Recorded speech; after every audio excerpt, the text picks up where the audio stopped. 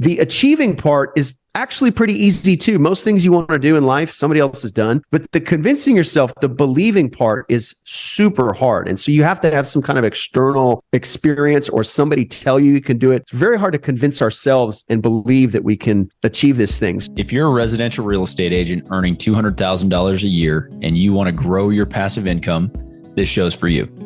Learn the secrets other agents use and hear from experts in our field in order to guide you along your journey to investing in assets like apartment communities so that you can turn your commissions into cash flow. I'm Randall McLeod. Let's go, baby. All right. Welcome back to another episode of Agents Building Cash Flow. I'm your host, Randall McLeod. I have a very exciting guest today. His name is Devin Elder.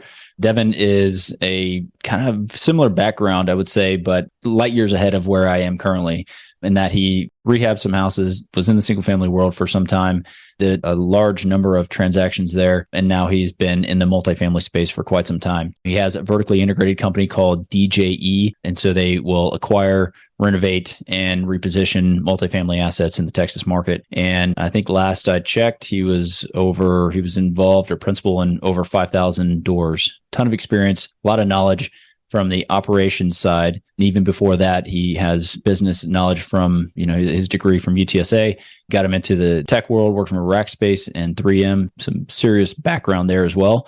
He's a pilot, he's a dad, he's a husband, a lot to talk about, and really excited to bring Devin onto the show. So without further ado, Devin Elder. Welcome to the show, Devin Elder. I have a ton of questions for you, but I would like to just start out and just give you the floor. Kind of tell me a little bit about your background and how you got into real estate in the first place. Yeah, Randall, thanks for having me on. Real pleasure to be here. I had a pretty traditional background. I grew up in San Antonio, Texas. I went to school. I graduated from the University of Texas at San Antonio, actually, and then entered the corporate world.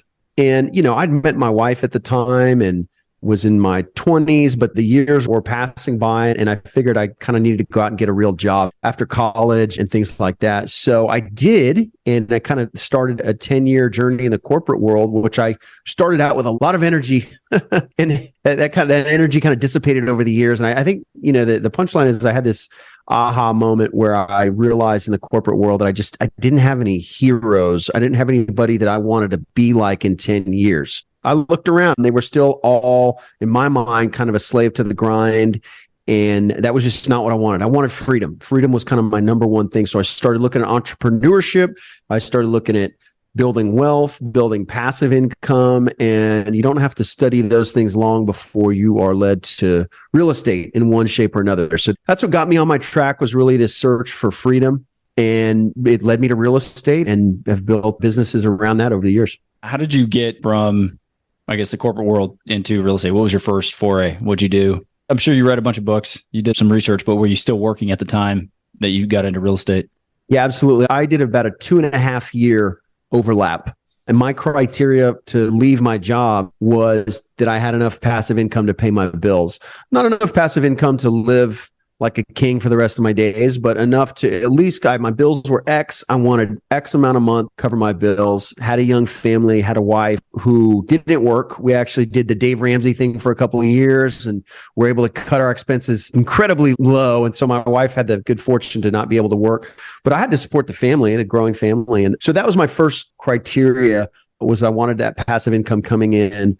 And so I started, really the very first thing I did was read some books, Rich Dad, Poor Dad, and some other stuff. The next thing I did was went to a weekend seminar, joined a coaching program, spent some good money. And I think that kind of changed something in me. When I wrote that big check, I thought, I'm really committed to this. I'm going to figure out a way to make this happen. I'm in my 30s.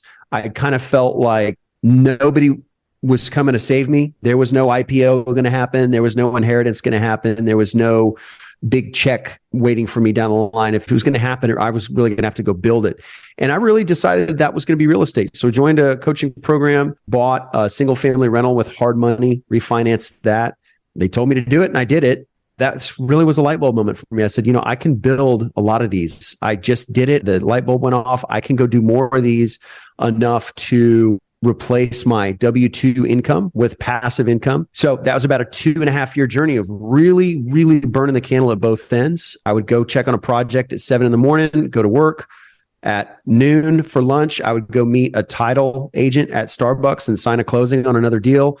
after work before I went home. I'd go check in on a project or whatever the case is. But I built that muscle up, how to kind of get in and out of real estate projects. And along the way, I started using investor money instead of hard money. And then along the way, I got into multifamily. And so that was been kind of the progression for me. And then in 2015, after I left my corporate job, my thesis was that if I had all my time and energy to put into this business, that I could really catapult it. And that's proven to be the case. Once I had kind of some traction, replace my income, and then, real key was freeing up all my time to pour back into the business. That's when things really kind of took off for our companies. Yeah, that's fantastic. Everything that I've asked you seems like a culminator, like a lot of your businesses kind of kicked off in 2020, 2019. So like, what was happening?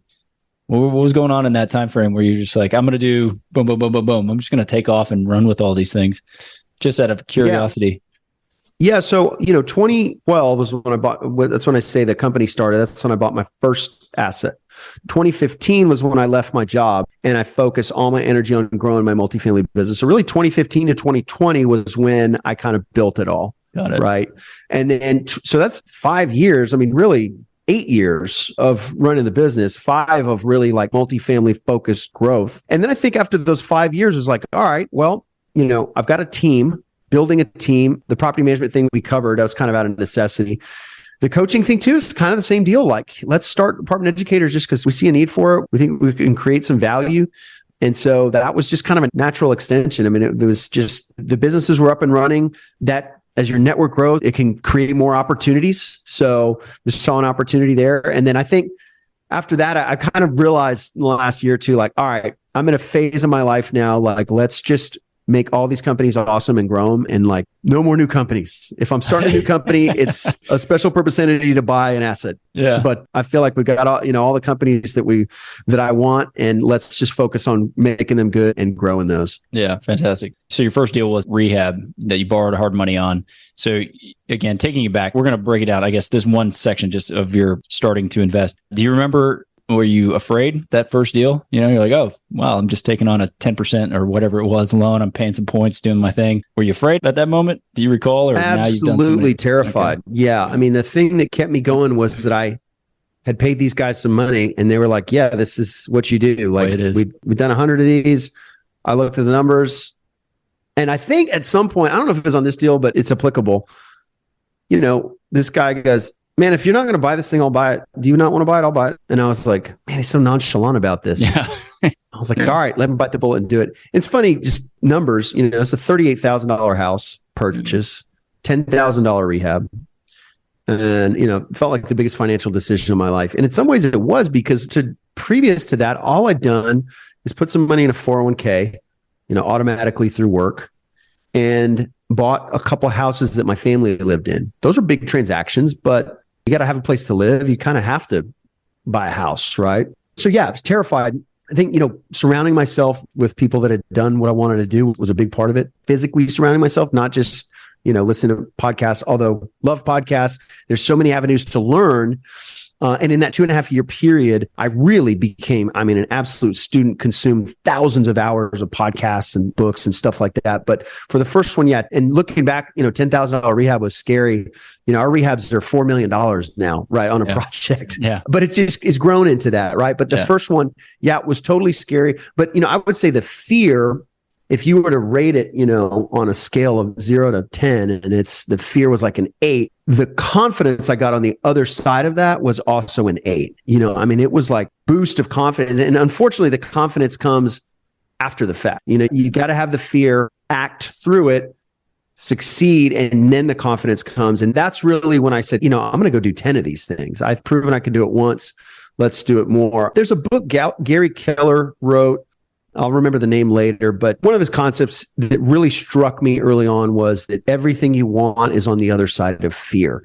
And I just started thinking about to times in my life where I'd been scared about, gosh, man, that going from 8th grade to high school, that was scary. You forgot about it because it's so long ago and you're a kid, but that was scary. And when you're growing up, you have all these scary moments. And sometimes as an adult, nobody's pushing you to do anything scary. So, you just kind of stop growing. And I just decided to keep putting myself in those scary situations and keep growing.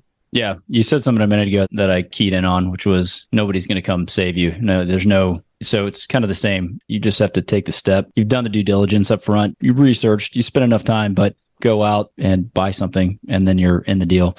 So that's interesting. Did you focus on like a BRRRR model in essence, where you were keeping deals? BRRRR is buy, rehab, refinance, and rent. But Yes. Was that kind of you wanted to keep the assets? Okay. That was the plan. My mentors at the time were really kind of anti-flipping, and I understand why. And so my thought was, let's just BRRRR these houses till I can get enough income to replace my salaried income.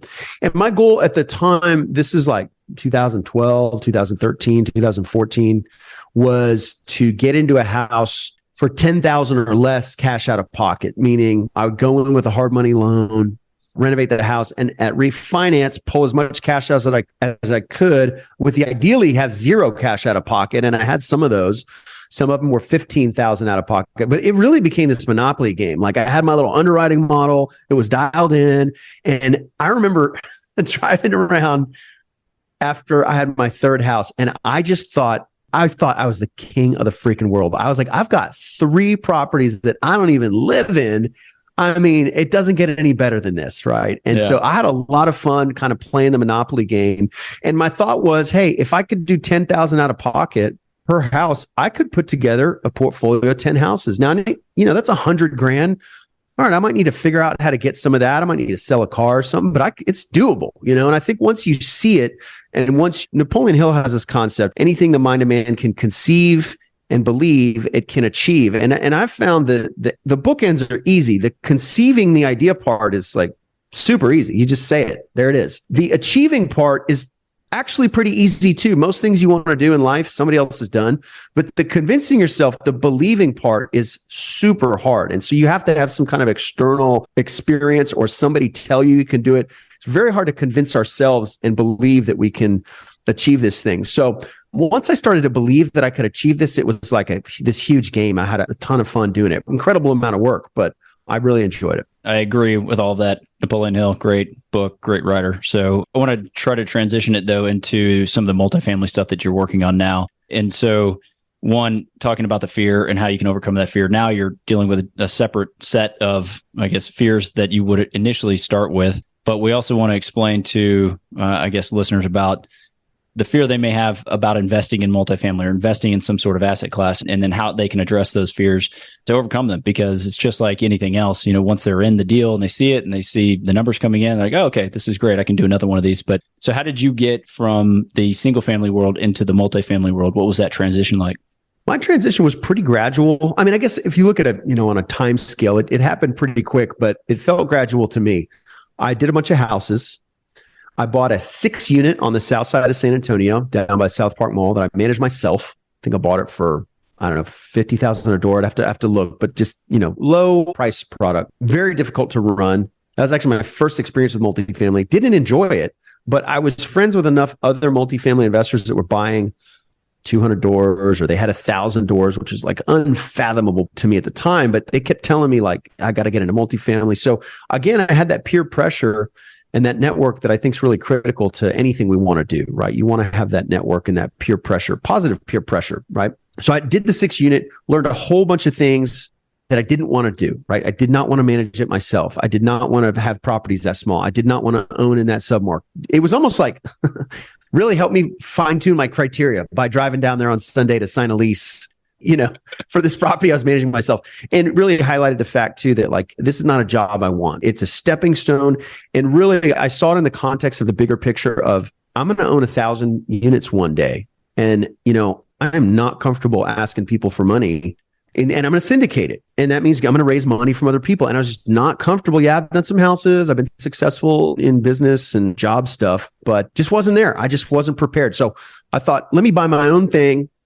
If I lose all the money, it's just me, no big deal. So that was a good learning experience. Would never do it again. Good learning experience. And actually a great return on my money, just not something that was very scalable. But what it did do is kind of build back to that belief thing. It built my confidence to go a bit bigger. And then that's when I kind of really got into it with a 75 unit here in San Antonio, where I partnered with with another couple that had experience with another, I think, 150 unit deal that they had run. And so I thought, I'm getting invited onto the general partner team here to help run this thing. And that was a good foot in the door. And after a little bit of time there, it was a deeply distressed property. In fact, some people you and I both know are buying that property right now. So it's a small world. After that 75 unit with some partners, I was able to then go fully sponsor a 130 unit property shortly after. I thought, okay, we're going to crawl, walk, run here. I was starting to walk and thought, okay, we can do this. I can do this another time. Had built the investor base, had enough experience, enough credibility to present this to a lender and get the loan. And after that 130 unit was really off to the races. It was just deal after deal after deal after deal. Once I very similar to the single family. Once I figured out that first single family, I thought, okay, this is the formula. The actual execution is frankly not that complex, but the belief that I could do it was the big part. Once I got the belief that I could do it on the large multifamily, it was off to the races. Yeah, I think once you have that system down, especially on the single family side, because that's my background as well. Once we had the system down, it was just clicking and going, and we just would take down as many as we could, and that fear goes away completely. So I wrote something down because your trajectory came through a period where price per door was a little bit lower than it is now. We had the debt markets were a little bit easier. Now getting into this business of the multifamily syndication or fund world, what would you do if you were entering the market today? We're talking... Yeah, it's a great question. We're having this interview in, Q4 of 2022, right? And as of right now, you and I talking, debt markets still, the Fed's been really hawkish, really hiked rates as a response to, double-digit CPI prints that we've been seeing. So we're in a period right this second where debt's hard, right? So as operators, we're looking at, maybe is there an assumption? Is there maybe a pref equity piece we can layer in? But everybody's activity's down across the board. Brokers, operators, sellers, the whole thing is just slowed down, which is literally trying to do, right? They're trying to slow down economic activity and mission accomplished. We would hope that this is a short-term situation that we're in, and history would indicate that it is. So we're doing the same thing as a firm. What do we do right now to stay busy, right? Let's make sure we're nurturing our relationships. Let's go in and clean up anything in the organization that systems, processes, underwriting models. This is like a Sunday afternoon, where, hey, everything's kind of taken care of, but maybe I'm going to tackle the garage, right? Because that thing's kind of been building up last couple of years. I bet I could clean this thing out. And so we're kind of taking the same approach to our businesses is, all right, it's a Sunday afternoon. It's a little slow right now. What are some things that we can do? If you're a new entrant to this business, there's so much that needs to happen from an education and networking perspective that the market doesn't change at all. In fact, gives you more opportunities. If you're looking for deals, building your investor base and continuing education, that's a lot on your plate. I did that, and countless other people have come into the business and done all that at one time. That's fine. But right now, if your deal flow is lower, okay, great. Well, your relationship building doesn't need to slow down. I see events all the time. People are going out. Luckily, we're open back up after COVID. There's conferences happening. There's meetups happening. There's tons of ways to continue to build your network that you can focus on right now because you maybe don't have a deal. Maybe you do have a deal. I'm not saying it's completely gone away. It's just a slow season at this particular moment. And then your education too, right? That's something that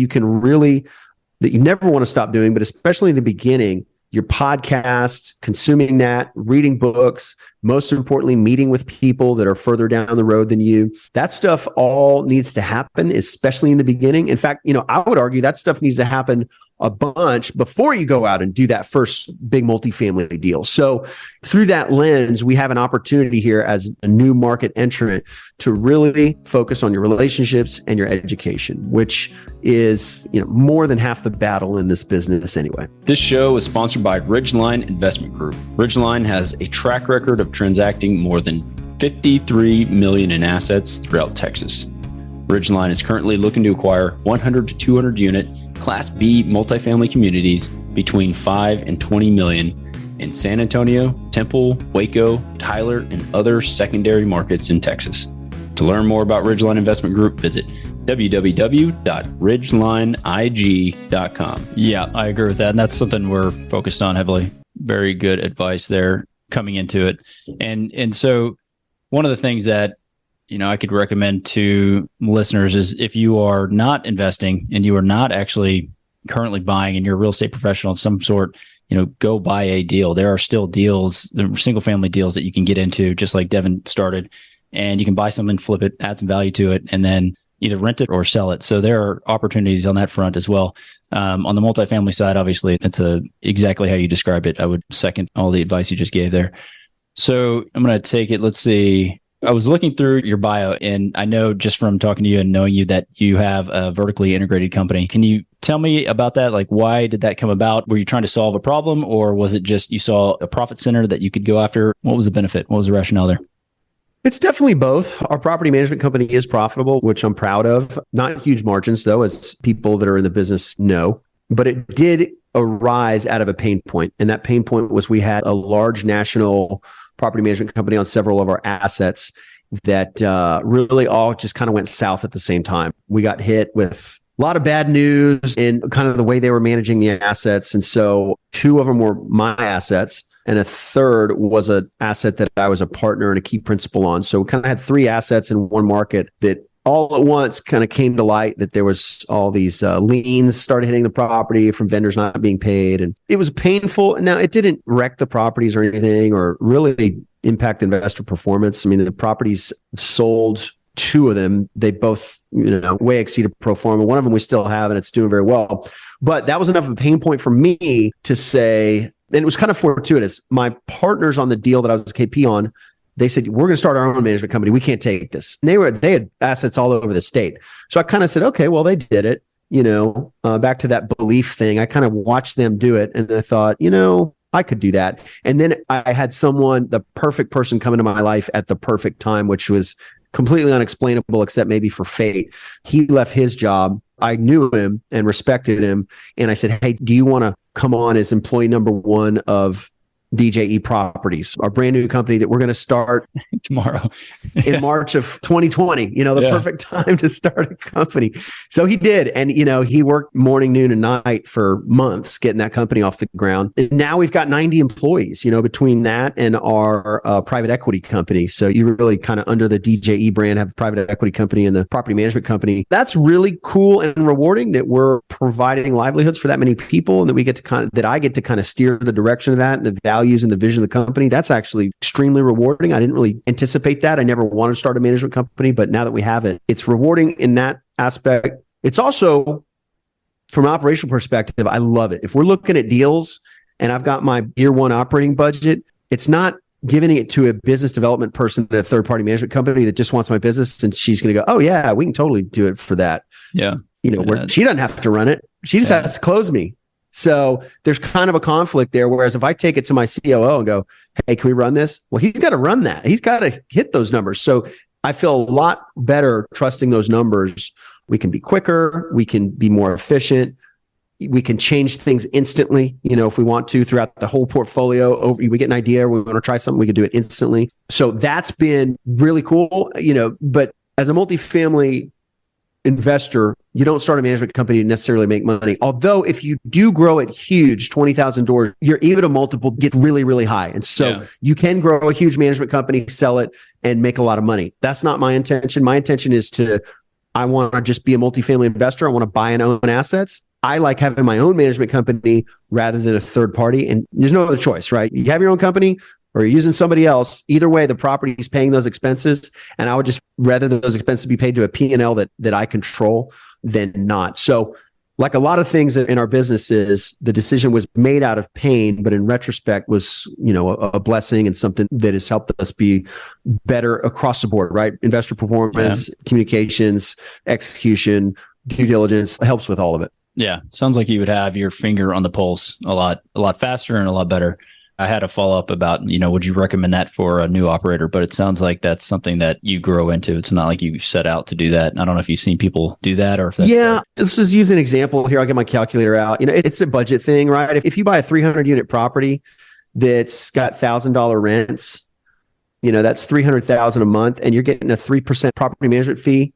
You get $9,000 a month. Man, that's really not going to have a lot of corporate payroll or office or internet or software. That one property really is not covering. Now, you could run the management company yourself, but now you're not being the private equity leader that you need to be. I think that's a trap. I hired somebody day one to run it, and that's why we've been able to grow. If I were to start it and run it myself, number one, I don't have the skill set. Number two, I don't have the inclination or the desire to do it. I'd rather just use third party. People throw around 800, 1,000 doors where, hey, it might make sense to, all right, we've got enough fees coming in off 1,000 doors to set a property management company. But I'll tell you, there's an operator in Houston that just this year took 5,000 doors and gave it to third party. He had built his whole company up over the years, and he went back to third party. So I don't think there's a right or wrong answer, but I would encourage somebody maybe that's newer, if they want to go out and, let's say their goal is to buy a 150 unit apartment complex, you're going to have a lot on your plate just putting that deal together. The capital, the business plan, everything. Probably better to give that to a third party and just manage that closely than to try to also start a brand new company with its own set of expenses and everything at the same time. I personally, my opinion is that's just too much to take on at one time. Yeah, sounds like it. There are a lot of alternative assets. I know I was in another group and we were talking about funds and crypto and all kinds of different things that people are investing in and stocks and everything. So what are some of the benefits of investing in multifamily compared to some other alternative assets? Like, what would you high level that couple of things? Yeah, I like to, I think about my golf game, and sometimes the approach is just keep it on the fairway. Like, you don't have to hit a 400-yard drive. You don't have to have these magnificent shots. Just stay out of the woods, because if you go in the woods, your score is really going to suffer. And I feel like multifamily is that just kind of down the middle, keeping out of the woods. You're not going to 10x your money. You might, but probably not. You're not going to 100x your money, but you're probably not going to lose all your money. And so, we're witnessing the FTX blow up right now. We saw Celsius completely blow up. We saw billion-dollar crypto valuations go to zero. We've seen stock market take a beating. And, if you're in it for a long enough time frame, that probably evens itself out. But a lot of roller coasters, a lot of losses. I was in a group a few years ago for angel investing, and I said, break it down. I'm a real estate guy. Show me 15, 20 IRR. I'm happy. I'm going to do that all day. That's all I do.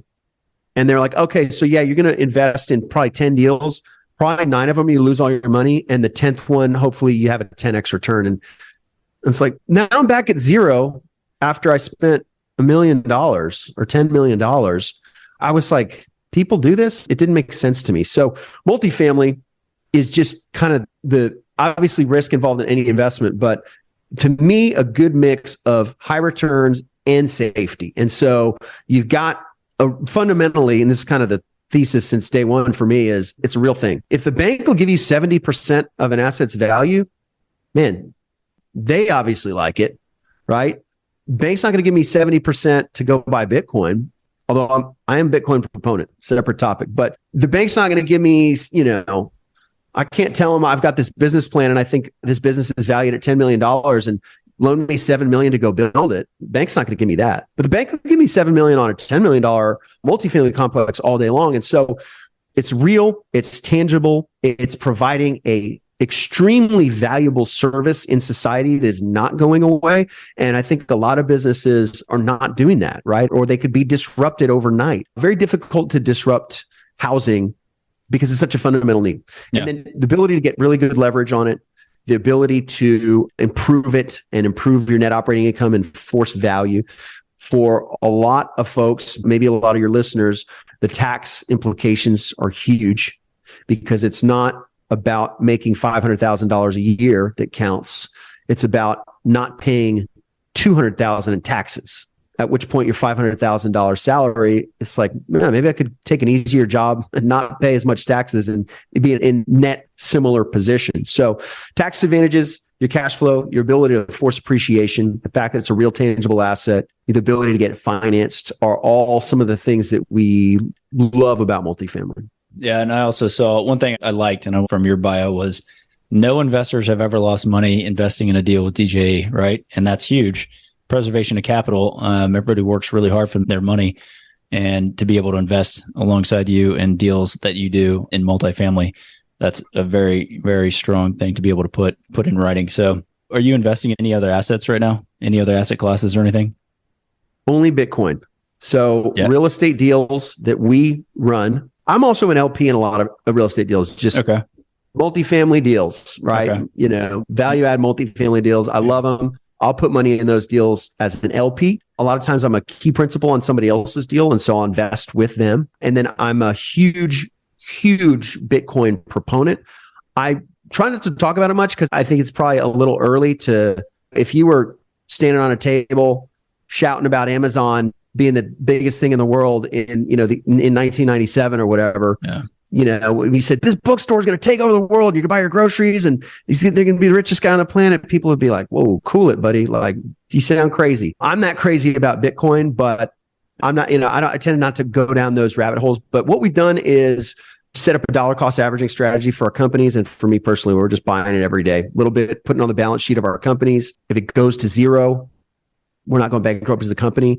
If it goes to the moon or whatever you want to call it, over time, we've got a nice treasury reserve asset on several of our companies and then on kind of my personal balance sheet as well. But to me, that's like a forever hold thing. It's not a trade in and out. I've done some day trading stock, stuff like that. I just don't, if my options are kind of give it to Wall Street and be the last guy with my hand out, or buy a piece of your LLC that owns a building, I'm going to go with buying a piece of your LLC all day long. Every time I've kind of diverted away from real estate, I've got my hand slapped or lost money and I'm like, why did I do that? I could just put this in my own deals or put it in somebody else's deal and just kind of forget about it. And it usually works out really, really well. So that's kind of my strategy, is just rinse and repeat, reinvest all of the proceeds from our real estate holdings back into our own stuff or into other people's deals is pretty much the main focus. Keeps it real simple too. Yeah, I'm a big proponent of invest in things you know and understand. And obviously with the real estate, you can touch it, feel it, smell it, all the good things. You have a nonprofit. Can you tell me about the nonprofit, kind of how that got started, what the background, the story about it? Yeah, sure. So in 2020, a friend of mine emailed me that he was starting another multifamily guy, believe it or not. He was buying a building in the Philippines and starting an orphanage there. Wow. And I thought that was the coolest thing ever. It's like you kind of check the boxes on maybe some of your own stuff, maybe some of your own childish, dreams that you've had, whether it's a car or a house or different things like that. And then I think there's a stage of like, all right, well, now what, right? You adapt to whatever situation you're in, whatever car, house, you just kind of normalize it pretty quickly. And so, all right, what's next? Well, my buddy was doing this orphanage. I thought, man, that's the coolest thing ever. So he didn't syndicate it, but he kind of sent out an email to a few friends, said, hey, would you put $10,000 in this deal? And I'm going to put in way more than that. But if we can get a group of us together, we can do this orphanage. So that to me was just like this lightning bolt moment for me. I just thought like, man, I have to do more of this. So started the 501c3 DJE Foundation. And I just want to set it up systematically so that as the companies grew, the foundation grew. So we take a portion of profits from our operating companies, nothing that with investor capital. If you're invested in 123 Main Street with us, that has its operating budget. That is what it is. But our operating companies, our private equity company and our property management company and our land company, those are my companies. And so we take a portion of those proceeds quarterly, donate it to the foundation. And then the foundation's got its own P&L where we basically say, well, it doesn't have any overhead, maybe some QuickBooks or whatever, but doesn't have any staff, doesn't have any overhead. And my thought was start it in 2020. Let's just start it. I know nothing about foundations, but let's get it going and then we'll iterate and grow over time. So now in 2022, end of 2022, what it looks like is, hey, there's X amount of money in the bank. Let's see if we can make some grants. This foundation is really good at doing hearing aids for kids in South Texas. They want a grant. Great. We're going to do that. And so finding a couple of specific organizations that help disadvantaged kids mostly in Texas, but obviously Philippines too, is kind of the mission of the foundation right now. And it's pretty cool. One of the real drivers for me though, was there'd been kind of this hockey stick growth of our companies. And frankly, I've just felt a little out of sorts and a little bit like, what are we doing here? Like I could just stop. This is great. I'm living the dream, as they say, right? Yeah. But it's like, well, okay, I don't want to stop. I want to keep going. And I just kind of I was like, why? It's not obviously as cliche as ever, right? It's not about just like stacking up more banknotes or whatever. But the foundation gave me personally a ton of purpose to keep growing the companies. And now we have other things like, oh man, people are getting promoted. People are like growing their careers here. Our employees are buying houses and nice cars. And I'm like, man, I've got people that work for me that made more than I ever made in the corporate world, which is like crazy for me. But so that's motivating. But it's also motivating to say, hey, man, if we 10X this company, the foundation, our ability to do grant making, 10X is too. And that's super awesome. Super awesome. And then also, I don't want to say a marketing or branding thing, because I feel like you would never lead with that. Yeah. But we've had people come to the company and go, hey, we accepted your job offer in part because we see there's kind of like this, it's not just the investment stuff. There's some other stuff. Man, they could see I'm on board with it and they're on board with it. Like they want to be part of a company that does that versus a company that doesn't do that. So it's had all these kind of other ancillary benefits that is just super fun and cool, and giving money away is like freaking best. Hey, have you ever heard of Walter Bond? You ever heard him talk? I don't He does a circuit. so. And he does all kinds of speaking. Okay. But one of his things is money is like water. It just flows and it just needs to go through or circulate, something like that. And so, it doesn't apply 100%, but basically when you have money and it's just constantly churning and going in and out and you're able to give back, he talks about that quite a bit. So anyway, we'll put it in the show notes. Somebody can look him up and see what he says. Yeah. I mean, everybody like successful seems to get there, right? You read all these books, you learn from all these people, and they all talk about, look, this is not a new concept, right? This is in the Bible. So this is very old, but it's one thing to think about it and want to do it someday. It's another to write the check when you go, man, we could really use this money right now for this operating company that we had some hiccup on. And I really don't want to give this money to the foundation, but just kind of committed to it early, that if we can commit to it now, it'd be a lot harder to write the first check for $1 million to the foundation later than it would be to write smaller checks now and just get the companies in a habit. Hey, every quarter goes over to the foundation. That's how we roll. It's not a emotional decision. It's a percentage of profits. And then let's go focus on growing the companies. Foundation will take care of it. So just quickly on that, do you actually put the foundation as a GP on one of your deals? Are they on Haven't yet, but I think because right now we just kind of give all the money away. But I think as we grow, as the balance sheet of the foundation grows, we'll probably start, putting it as an LP in deals. But then, it's like, let's say we got $50K from the foundation as an LP in a deal. Okay, that's going to grow. But now that's 3 years where that money's not giving the kid a hearing aid or helping an orphan in the Philippines. So it's like, my thought is, hey, let's just grow the businesses. Those investments will grow and that will feed the foundation. That's the current thought process on it. The other questions I've got, we're getting kind of to the end. I don't want to keep you too longer here, but that was the story on that. I wanted to touch on because I am a member of it, but apartment educators. So, what's your plan for apartment educators for those who don't know what it is? Maybe you want to give it a plug real fast and kind of talk about it. But, near term, long term, like how do you see that organization growing? Yeah, apartment educators came out of, me doing deals, and then a lot of folks that do deals are apt to experience, they get questions from friends and family. I mean, you're already talking to people about investing. So now you've got certain folks that are like, wow, I saw you bought 200 units on social media. Like, holy smokes, man. How'd you do that? I want to learn more. So you kind of go through this phase of a couple of years of going to lunches and grabbing coffee and stuff like that. And then at some point I realized getting a lot of these requests, I'm not going to do anybody justice over coffee. But I've been a part of programs, right, that were systematic. I paid good money for programs that were systematically put together, a process and the education of a team to go do something. I'm actually a huge advocate myself of paying for coaching in any kind of area of life. I have all kind of coaches, right? Golf coaches, flight instructor coaches, fitness coaches, business coaches. So I'm a huge believer in that. And so me and my business partner, Ruben Dominguez, who'd been friends for years, and our families kind of grew up together, and there was just fortuitous timing there. We said, hey, let's put together a coaching program where we can satisfy some of these requests of people that want to go out and do this. And so that was the genesis of it. Kind of COVID happened shortly thereafter, so put a damper on the growth there. But then coming out of that grew to the point where we brought in a CEO this year with the vision to say, hey, look, this works in San Antonio.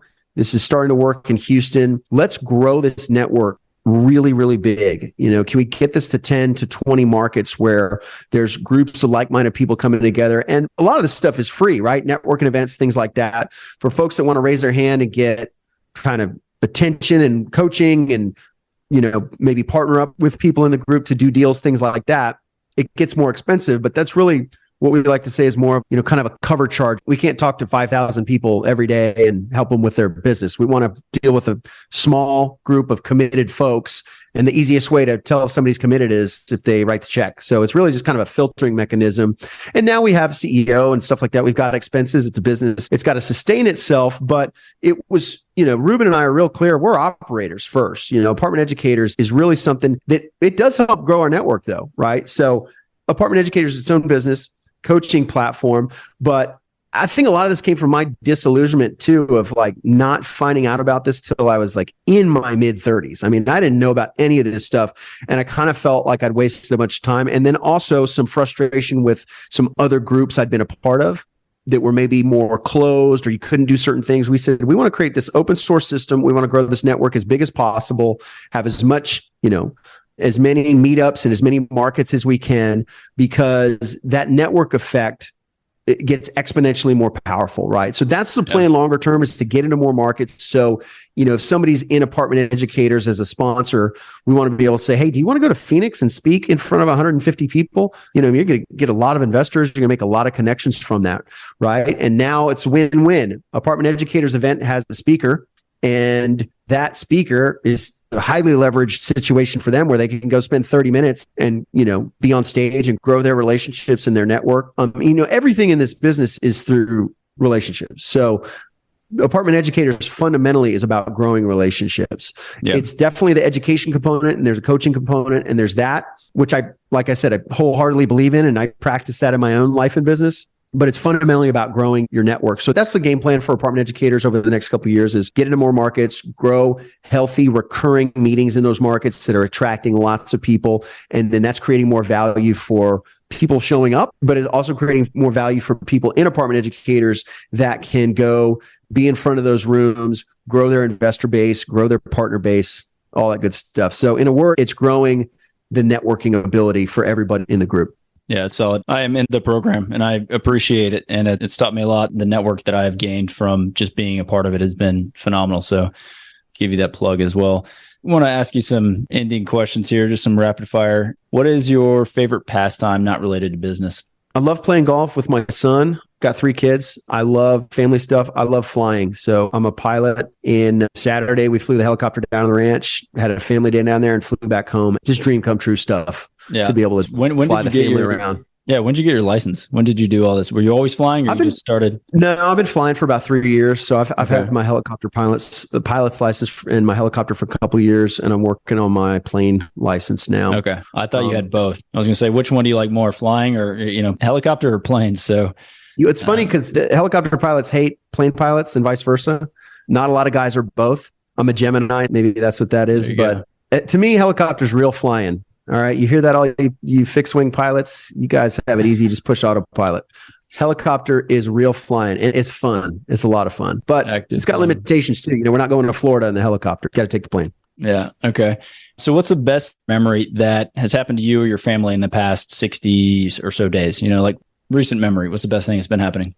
Saturday, we flew down to the ranch. It was a beautiful day. And, we took our little dog and my 3 kids and my wife and flew the helicopter down to the ranch, rode 4-wheelers and grilled steaks. And my kids are 7, 11, and 13. So to me, this is like prime time. This is like the big part of the bell curve, right? I'm going to start to lose them soon. They're going to be teenagers, but they're old enough to remember all this. So to me, is prime time with the kids. When they're gone, my wife and I can travel and do whatever, but like this is prime time with the kids. So that was the funnest thing, just flying around on ranch and fishing and hunting trips with my boys. Definitely. Did you fly when you were a kid? Did your parents, were they into it?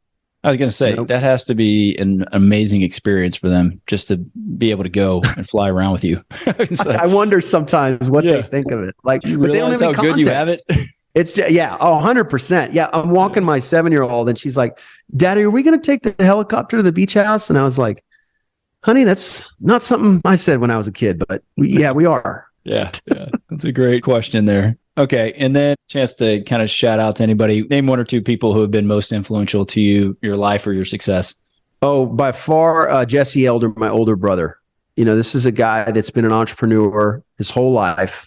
I thought he was crazy for a while when I was going to college and early on in my W-2 career. I couldn't understand. He would just have an idea and he would go do it. And I'm like, man, this guy's like just out there doing it. But he was definitely the inspiration for me to want to be an entrepreneur. I think it comes back to like, you have to see somebody do it, somebody close to you. And so he's always been my biggest inspiration by a mile. Got me into reading Tony Robbins and Napoleon Hill when I was in high school. And this stuff didn't even make sense to me. I just thought it was like, none of my friends were talking about that, right? 14 years old reading Think and Grow Rich, but I could tell that it planted a seed in me early that manifested itself later in life. That's my entrepreneurial hero for sure. Awesome. Yeah, good shout out to the brother. So I want to say I appreciate you coming on. It's been good getting to know you better and kind of hearing your backstory and how you got started and giving some tips and pointers to the listeners on how they can get started, overcome their fears and that sort of thing. Is there a way for people to get in touch with you, or you want to point somebody to a website, anything that we can leave in the show notes for them? Yeah, sure. The main spot would be DJETexas.com. That's our website. So Delta, Juliet, Echo, Texas spelled out, DJETexas.com. And there's a lot of resources there, a way to connect with us. That's kind of the catch-all for everything. Awesome. All right, Devin, thanks for coming on. Good catching up. Yeah, my pleasure, Randall. Thank you very much for having me on. I appreciate it. Surprisingly, most of the agents we speak with got into real estate hoping to gain passive income and become work optional. However, only 1 in 5 ever start investing. Most are simply too afraid to start. Once you get educated by listening to this show, you'll be able to overcome that fear and become the 1 in 5 who are finding financial freedom. Don't miss a single episode. If you want to stay up to date, the best way is to make sure you're subscribed. So if you haven't done that, go ahead and do it now. And we'll catch you on the next episode.